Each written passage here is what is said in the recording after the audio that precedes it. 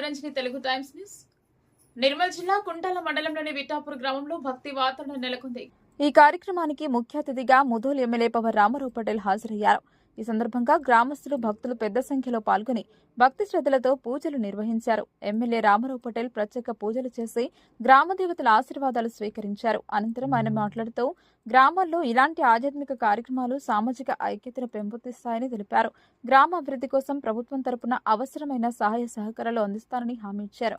ఈ కార్యక్రమంలో స్థానిక ప్రజాప్రతినిధులు, గ్రామ పెద్దలు, యువకులు మరియు మహిళలు ఉత్సాహంగా పాల్గొన్నారు. మరిన్ని